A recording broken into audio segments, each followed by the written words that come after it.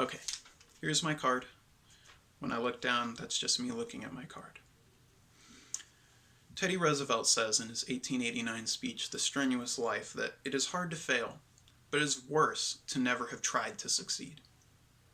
This quote is an amazing display of the reputation he would garner over his life as the American tough guy. But he was much more than that. He was a husband, a father, and a hero to many. During this speech, I will take you through the life of Teddy Roosevelt. We will start with his early life, then we will move on to his political career, and then we will end with his life after the presidency up until he dies. In her 2007 book, Lion in the White House, A Life of Theodore Roosevelt, Ida D. Donald writes that Roosevelt was a sickly boy, and the fact that he transformed himself into an athletic and confident man is the stuff of legends. Many of his hobbies started young. The Encyclopedia of World Biography in 2020 states that at the age of 12, he took his father's advice and began building his strength through weightlifting, horseback riding, boxing, wrestling, and hunting.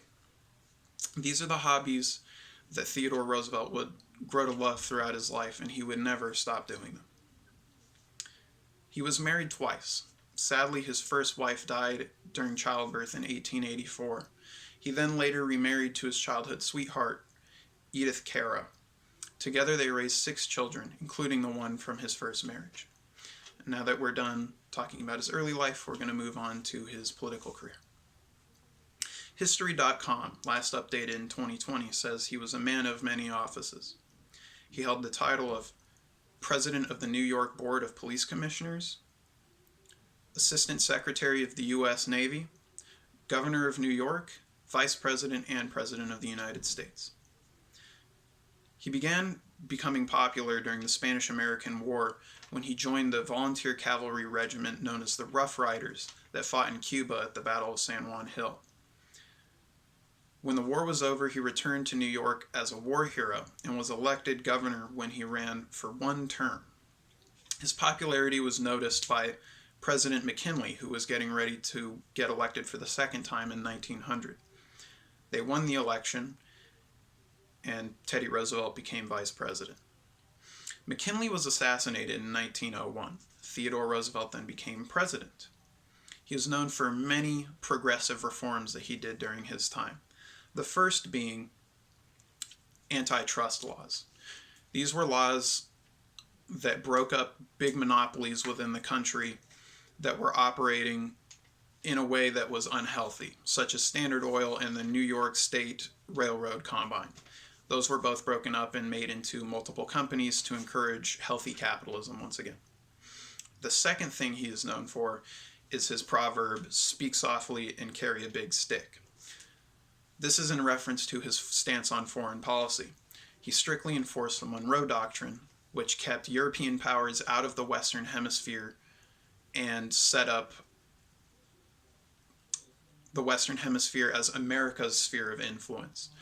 Europeans were, at this point, no longer had much influence within the Western Hemisphere as primarily the United States. The third thing he is known for is his environmentalism. WhiteHouse.gov, his bio page on WhiteHouse.gov, last updated in 2020, says this.